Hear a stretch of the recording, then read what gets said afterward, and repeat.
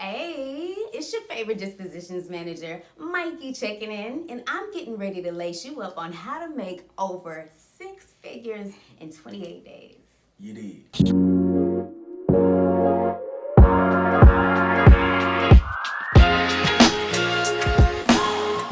So before we even get started, please give us a backstory of how you even got into this, because I know not too long ago you was like in the education system. So Yeah, I was.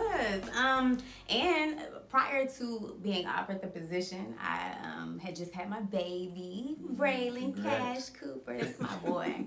But I was given the opportunity from my husband to just stay at home and be a stay-at-home mom and just relax and get to bond with my baby. And for a while, it was cool, you know. So I was like, thank you, Yeah, honey. yeah, that's dream. Yeah, Dream life, yeah. right? I mean, it was for a little while, but then I don't know.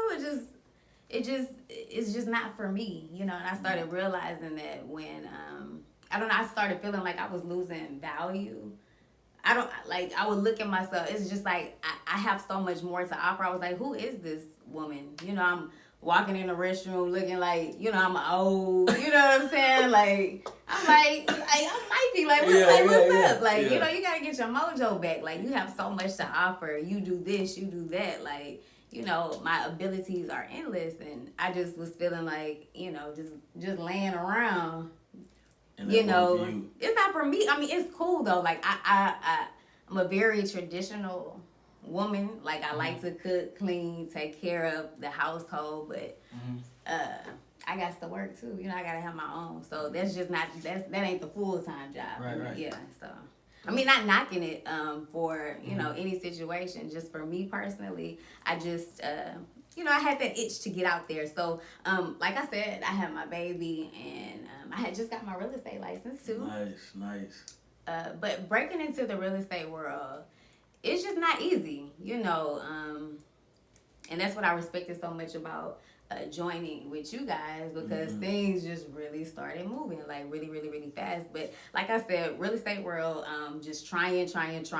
Like I was out, you know, putting flyers on cars and, you know, going to apartment complexes, like, hey, what's going on? Like, you know, trying to network. And it just, you know, I would go home feeling like, man, I did that today. Yeah. But I ain't getting no calls. You know, so I was just feeling salty.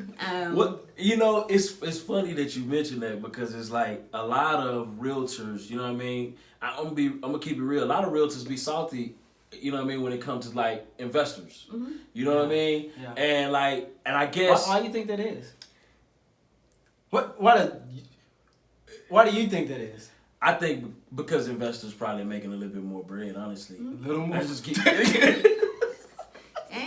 Why do you think? I mean, kind of, you know, because you started in realtor. Like, why do you think?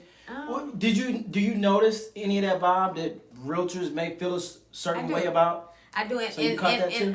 Yeah, I do. And that's one of the first things I say when they say they're a realtor. I'm a realtor also. Like, I love working with other realtors, and it's just still just like a way that they communicate. That's kind of so what is, you know, is the way they question different things. And what I just try to communicate to them is we go about the process of obtaining title the same exact way. There's nothing different. Like you're going to go through the process to get the houses. Now, like we going to the underground, you know, to the back house or something like that to go like do anything illegal. It's the same process. It's just we went about securing the property in a quicker way. It's really a different service. Yeah, too. it's We're different offering service. Speed and convenience. Yeah, exactly. Right. And no, not as many, you know, repairs and investment into the property.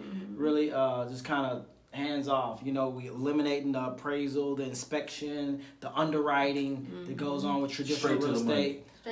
Straight to the money. Straight to the money. You know. Yeah. So.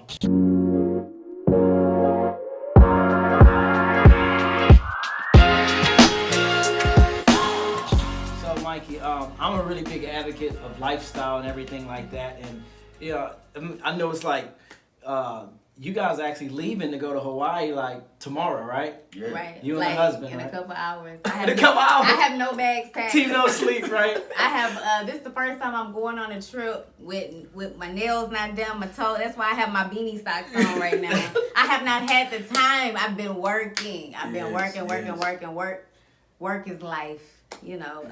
So the fact that you guys are leaving, going to Hawaii tomorrow, you know, Tasha and I, me and my wife, like a few days ago, just came back from Paris, Amsterdam. Byron and his lady, like a couple of weeks ago, was just in LA. I was like, hey, where y'all going? He said, just to chill out. Yeah. You know, how does this compare, the fact that you guys are leaving? And another thing, not even a month ago, a good friend of mine, Max Maxwell, we sent you guys out there for that event. Y'all had fun, and you guys were actually closing deals while you guys were in Atlanta. Yeah, absolutely. Like, how is this different from when you were in education as far as, hey, I'm about to take a trip or... And then in a situation where you can just take one anytime. Right. I mean, it's crazy. Like, you know, my husband is a boss at he's a assistant principal there, but he still got to consult to be able to make moves for stuff like that. Or he's like, dang, you know, he has to be mindful. Like, well, if I take this day, then I'm not gonna be, you know, your birthday is coming up, or this or that. I remember that. You know, you know, it's just different. You know, and I get to make my own schedules. You know, while I'm in Hawaii on the beach. You know, I could be still talking to my buyers and locking up deals and, you know, doing my little one too. But I mean, that's just a constant thing all the time also. Like, I like that, you know, if I'm a little tired in the morning, get to sleep in and, you know, get up and get to work is, you know, or put in the work overnight. Like, it's just kind of like you just get to make it work. So about that, because we never want to sugarcoat and make everything seem all candy or whatever. So we both all agree that like the freedom is uncomparable to anything else.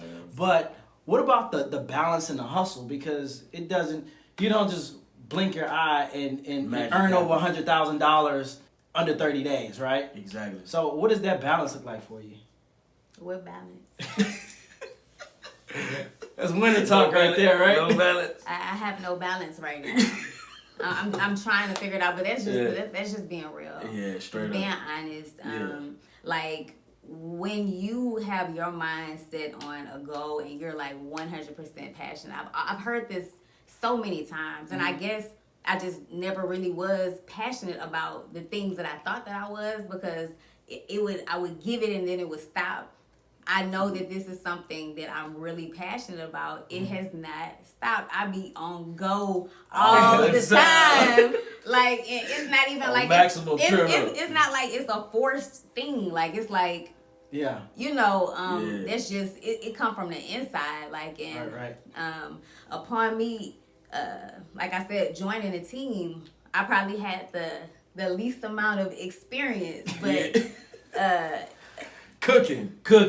Hey. It's all about the grind. Yeah. Like, I understood the formula, and you know, you just gotta observe. You gotta get out there, and you just gotta work. Like, I feel like the hard work beat, you know, a bunch skill of knowledge. And every day. A head full of note cards. You know everything. You know but everything. You can't get shit can't done, close no deals. So.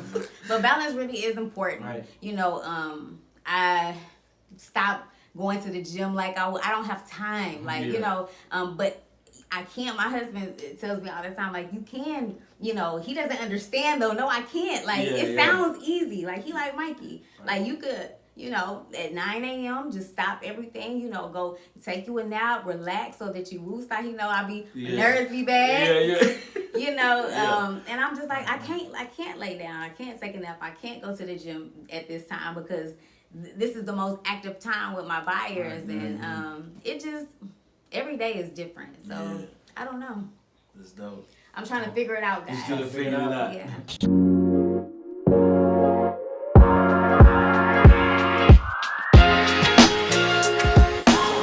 So, being that you made that transition, right, from being a realtor, right, to coming into this business and having a long line of, you know, your mom's a broker, right, and just having that transition from school, realtor, like, what was that biggest difference that you noticed coming to this company specifically?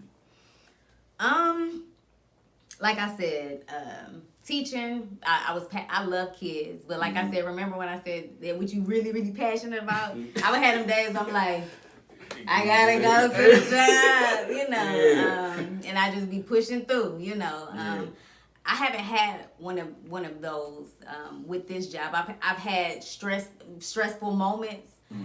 You know, anxiety high, but it's never like, man, I don't, you know what I'm saying? Like, oh, I gotta go do, you know, it's just how can I do, like, or how do I get the strength, Lord, to be able to, because right now, like, y'all know, it's past 24 hours that I have not slept now. Yes. You might pull a 72. Oh, yeah. You ain't packed yet. Your flight leaving at 10:30. Yeah. You finna be sleep on that plane. You know what I mean? So what was your biggest aha moment? Because I too did the same thing. When I very first got into real estate in 2014, I went and got my real estate license.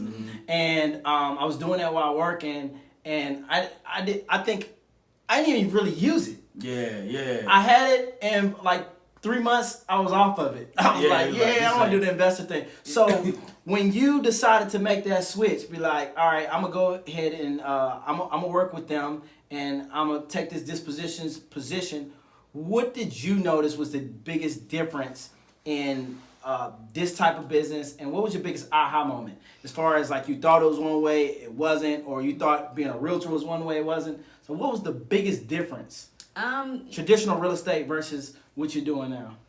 I mean, how fast things move, like literally within. I mean, like I said, within my first month, I was over to make over 5 figures. Yeah, 5, 6, but Ran over back. I kind of run it out. But nah, seriously, like it just moved. It moved really, really, really fast. And with the real estate side, like I would wake up every day, like what am I doing? Like I felt like I was pedaling my wheels, like you know I would be doing something but not really doing anything. With this job, is like everything was, you know, painted out for me. Right. The expectations, what. You know, I'm supposed to be doing as far as step by step, and I just took that and I ran with it, and it really. Like for real, like this is not. Fast. You know how you see like the things. It's like it really works. It's like they're trying to sell you something. Yeah. But like I'm really. Wait. No. It's oversaturated. It doesn't work anymore. Yeah, that's what they say. There's too many people doing it. Oh no, it works. It works. It works. So, yeah. And like for real, like I don't like those. What do they call those type of companies? Where they try to bring you on and network marketing type. Yeah, all of that type of stuff. But no, but seriously, the money is but it's all about really you. Like you are over the amount of money that you make. You are in control of all of that. Definitely. So what you put in, you gonna see. What you don't put in, you gonna see too. Exactly. So I mean that's just what it is. So it ain't easy. Nah. It's easy. Simple. It's not easy, but it's simple. I like that. Yeah. Simple, it's but very not easy. simple. The steps are very simple. Yeah. What gets complicated is why don't you? What gets complicated? Why don't you think that everybody makes over 6 figures a month doing this business? Let me ask you this: how soon do you see making $200,000 in a month? Like literally. Sending $200,000 a month. Do you see it coming pretty soon? I see it coming pretty soon because I feel like we're learning more. To answer your question about like why everybody's not able to see that, I feel like a lot of the deals that we could have easily just let slip through because it was hard. Like we fought and figured it out. Yeah. It was not an option. Let's talk about just bring your last 3 crazy moments of stories, because people like stories of something could have fell apart that we made happen. It's like wow, like give us a few stories. The 6th Street property. Real life. Yeah. All right, 6th Street properties. What happened? These are properties that you initially had right a while ago, and there was obstacles with a tenant or squatter, whatever the situation is, and those were actually like dead deals kind of in the deal board. I didn't know though. I was new and I was still trying to figure stuff out, and I was like the 6th Street properties. Yeah. And so they were like, I honestly, like I kind of felt like when I was first trying to initiate it, y'all was like, I mean, you could try. Yeah. It wasn't really, y'all wasn't. y'all was just like, yeah, I mean, you can go. Like, you know, y'all wasn't really feeling me. Yeah. But we finna close next Friday. But anyway. With the court and everything. Yeah. The court and everything. And the dude, listen, this is crazy. Dude, legit, like we went changed the locks, right? We changed the locks. Yo, The investors was did ready to buy. Dude came back and re-changed the locks, bro, and kicked us out after we changed the locks, bro. Like, nah, I'm keeping this. And he didn't even live there. He's using it as a storage.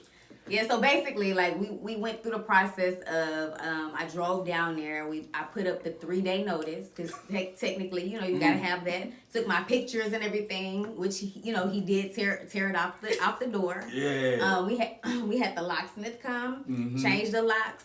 So when he looked at try to get in. So he said, "Oh, okay, I got something Y'all think y'all smart. Y'all think y'all know my house." He went through the window. And whatever he did, he changed, but he left our knobs in a Walmart bag inside the house. And so when my buyers came to, I gave them the key. They came and they're like, they're calling me like the key don't work. Yeah. I'm like, what you mean the key don't work? Yeah. Like, and so they went through the window too, and they were able to see squatted and changed the locks on problem solving. They were able to do it, but basically, long story short, a lot of people would not have taken those extra steps to say, "Hey, y'all, we gonna fight this. I'm gonna file the eviction. Like, we gonna go through the steps. I'm gonna, do this, do that, go to court. I was about to go to trial and everything." I'm serious. I was serious too. Yeah. I was calling the family like, so what do I like? How many? Like, I was getting ready to stand up before the judge and Straight up. really trying to save the deal. And, that brings me to think to ask something else and bring another point that I think is important. When all this stuff is going on, do you know what to do with the next step? No. Because it seems like most of the time you just kind of just go. Yeah. Yeah, I'm saying, like, I didn't know I had to, like, my brother's an attorney. Like, of course, I would ask my mom. I call y'all all the time. I'd be like, yo, so, how we fix this? like, how I do this? Yeah. Or what do I do? And y'all say, I'll be like, all right, bet. Like, and I'll get off the phone and I make it happen. Another situation is the tax lien on the... Yeah. And so, like, a lot of people, basically, when you have a federal tax lien, you're able to fight those, right? And remove it. Yeah, get it removed. Yeah. You gotta file the paperwork. So you did the paperwork, sent it in. Paperwork makes the paperwork. Right.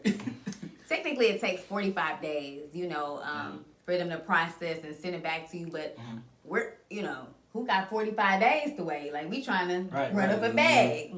So most people would just sit and be like, it takes 45 days. When you are driven and you're like, I need this to happen, you do whatever it takes. So I got on the phone. I called the seller on 3-way so that he can give all his information. We contacted the IRS.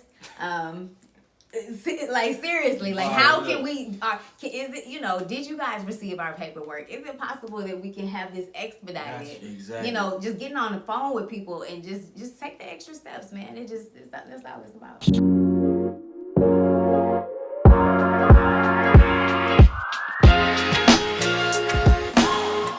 Mykie, real talk. So, say somebody's just new, trying to get in and run up a massive bag from a disposition standpoint, or just trying to find a cash buyer. Yeah, like new wholesaler. New wholesaler. What tips would you give them with just closing, running up a massive bag in a month? I get a lot of DMs. I can't find a buyer. Yeah, I can't find no buyer. I mean, there's various ways to go about it. Am I giving my, partly? Okay, well, that's cool. Honestly, the most important thing, of course, we have our acquisitions team. When they input the properties, the first thing that I'm going to the folder. I'm looking at the acquisitions form, what they filled out. What are the details of this property? Is it a 3-2? Has it been flooded? Is it half renovated? I'm getting all of those facts, right? And so after I do that, I'm going to the pictures. Like, I'm looking through the pictures. that is so important. The images are so important. Yeah. You know, that's a part of the marketing that, you know, and if you have enough pictures of the home, that also cuts down, in seasoned investors who are able to just look and say, oh, okay, because you have enough to show them. It's not dark. You know, we got to keep stuff professional. Like all of that stuff. Is No just catfish. So, Yeah. Put it out there. Yeah, just put it out there, and don't be trying to edit like the wall don't have a crack, because when they go there, the wall gonna have a crack. So it's just like, you know, it just is what it is. You know, it's a wholesale deal. It's sold as is, and you know. And so to find cash buyers, like, what would you say is your best strategy for like actually finding them and actually keeping those cash buyers on the hook with your deals? Like, how you doing that? It's the marketing, like the actual blasting them and putting them out. So I'll go to different Facebook groups. You can type them in, you know, in the search. Yeah. Whatever city you're in, you go to your Facebook search, Yes, and you just type it in. You type in all of the different things, and you have to join the groups, and you have to answer the little questions. It's really simple. Why are you want to be here? And just be, you know, I say for networking, and you know, you got to make them feel good into, you know, what do I say? Networking into like meet cool people like yourself, or Blow smoke just to get in. And then it'd be like ding, except I'd be like, yeah, y'all about to get these deals. yeah. Let me go run it up real quick. But seriously, that's a great way. And once I that's why I said the pictures, all of that is important. I put together my campaigns. I blast them out there, and then this is another trick that I do. So not only mine that I put out, you know, that I'm attracting buyers, I go to other people's and I look to see who's asking. So yeah, I you know, contact them that way, like, hey, you know, those are ways to find cash buyers. I go to the auctions. I made sure I drove out to the big Beaumont auction that they have, and if you're here in Houston, every first Tuesday of the month, they're there. Yeah, exactly. They are in the building.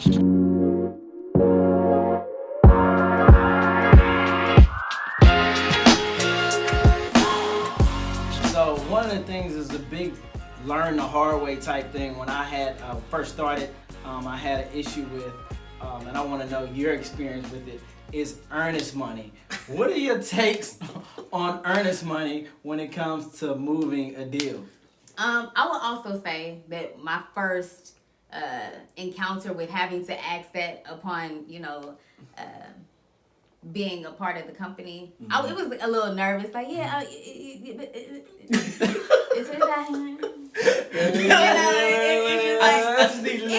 just feel, you know, but after you get burned, you gonna have to put down your $2,500 earnest money. Like, you know, it just get real. Not like that, but seriously, like, you make sure that you are locking up the earnest money. Exactly. And I still am learning with that. I've let a couple people, you know, finesse me, and I'm telling them, man, it's cool, like, it's cool, and then I'll be like, hey y'all. You know, they came through. Yeah, they come through. So you they know, ain't picking up the phone no more. It's little situations where, you know, I'm still learning. And it's super important, and it even made me feel more comfortable when we were discussing the raising the standard, raising the liability. If you're a serious buyer and you're looking for a home, I would suppose that you got a little something. You saying you're gonna buy the house for $120,000 cash? You got a little something. What's $5,000? What's $5,000? Exactly. You do plan on following through, Mr. Buyer, don't you? Exactly. Right. Exactly. Yeah, that was one of my things. A buyer said, well, I'm uncomfortable with non-refundable earnest money. Well, I'm uncomfortable for why you're uncomfortable. You do plan on following through, don't you? Right. Exactly. Yeah, you know, I pull a card real quick. Yeah. See what you really I'm uncomfortable uncomfortable for you being uncomfortable. Yeah, I'm uncomfortable while you're uncomfortable. Yeah. That's dope. Hey, I never gave you that. She already took it. I never gave you that one. Hey, she already. I gave it to our Dispo Manager. I gave it to y'all.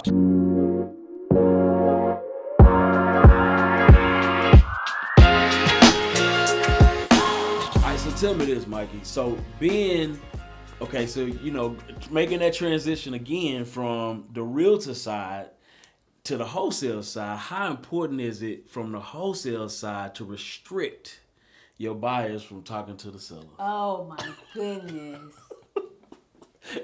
Man, it's really, really serious. Yeah. And the thing about it is, they still be trying to be sneaky. Yeah. Like, it's like, and at the end of the day, even if you explain to them, what's code, they gonna do what they want to do anyway. It's even more difficult when you're having like a realtor go show a couple, because now you saying you got the contractor coming through, and then it's a whole realtor and two other people, and they kid up. and they baby.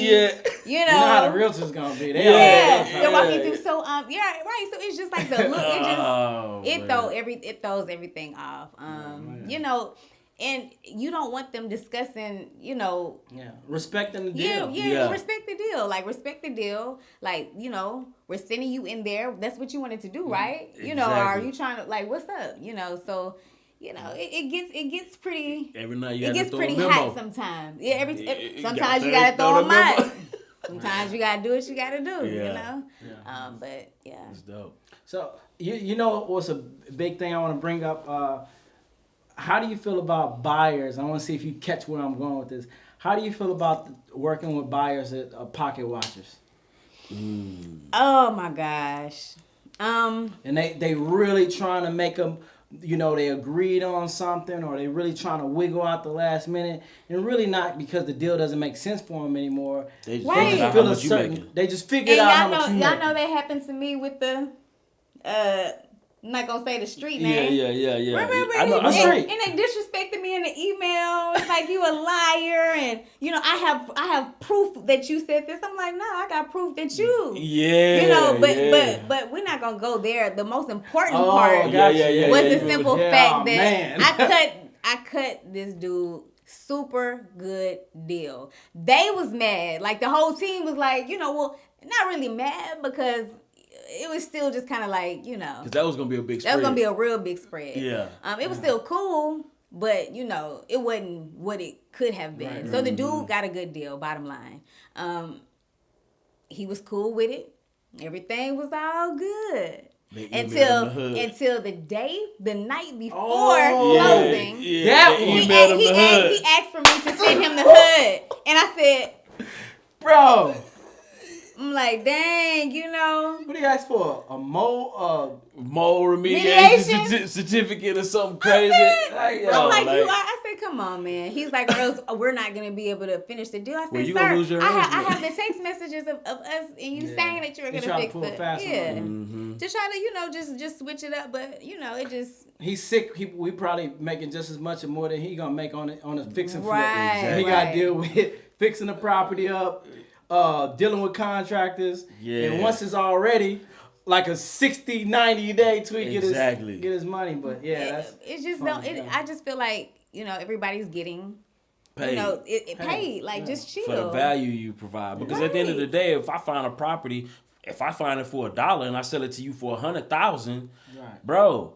That I added that value. Exactly. You know what I'm saying? Like, I added that value to the marketplace. You know what I mean? And you still gonna make money if whether it be 30, 40, 50, 60,000, it don't matter. Don't be mad at me. Don't be mad at me, because I still gave you the value. Man, I had a buyer tell me the other day, he got upset. And he was like, well, this was a situation with the one of the properties was getting ready to, it had the possibility of going from pending to unpending. And so just in preparation, I'm always trying to, when I lose one, I want to have one already in place. Exactly. And so he was really expecting to get, into that position. However, her situation went through. So he was looking at me, and he started going off, and he was like, you're the one making money, or he said something, and I was just thinking, so would you if you you're buying the investment property to make money. Right. So it just, I don't know, man. Yeah. But when you start talking about what I make, like, you know what I'm saying? Like, what my money got? What my money got to do with your money, bro? Like, you know what I mean? Like, just chill. Oh, it's crazy.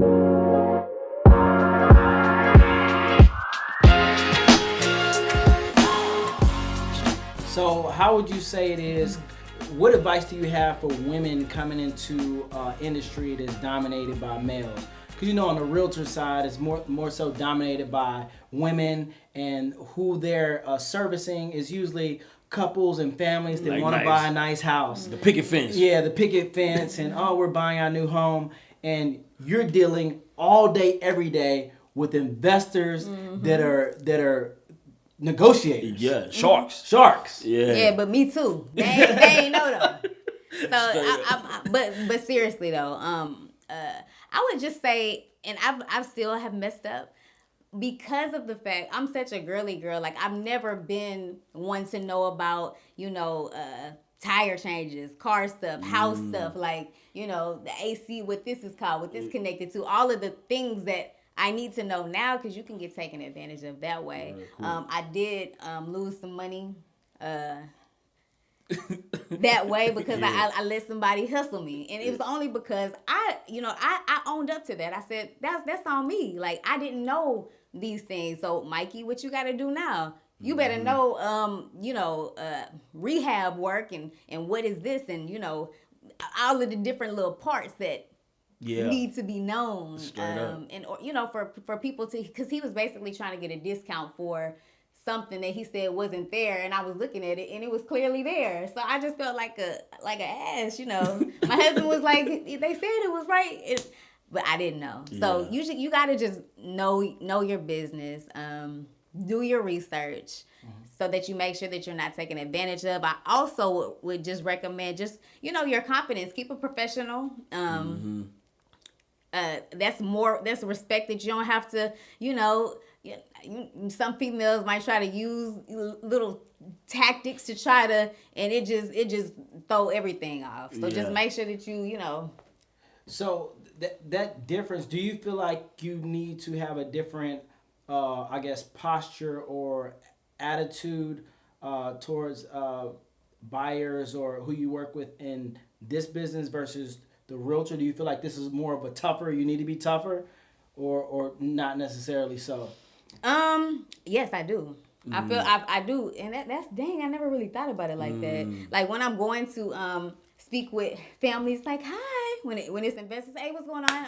I'm Mykie, nice to meet you. Exactly. It's like a whole, dang, you put me different. On. It's a whole different, like, what's up? But you're not about to play my time. Yeah. It's like, what's up, but still, like, it's business. Like, how are you doing? Yeah, it's right. And you're asking questions. Like, I'm firm when I'm asking my questions, but still sweet and soft. Right. I'm going like let you see the little crazy. Yeah.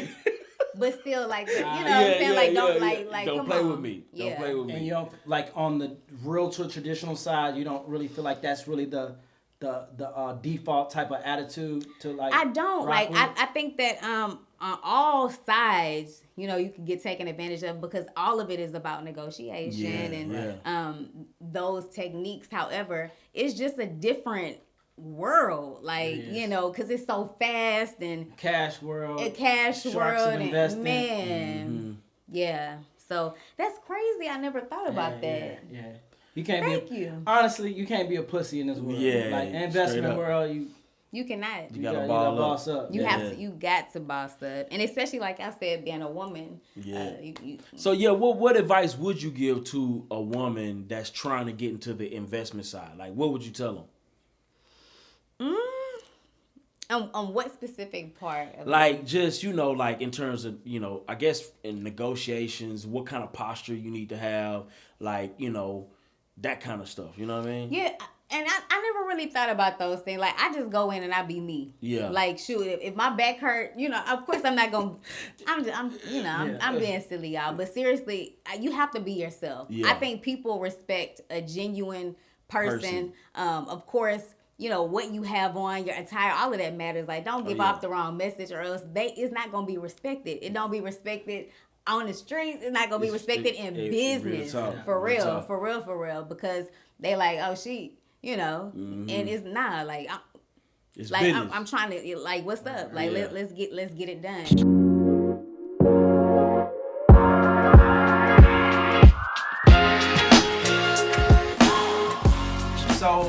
So Mykie, being that your very first full month, very first full month in this industry. You did well over 6 figures. What do you see like happen in the next 6 months? I mean, what are you looking forward to? What are you picturing?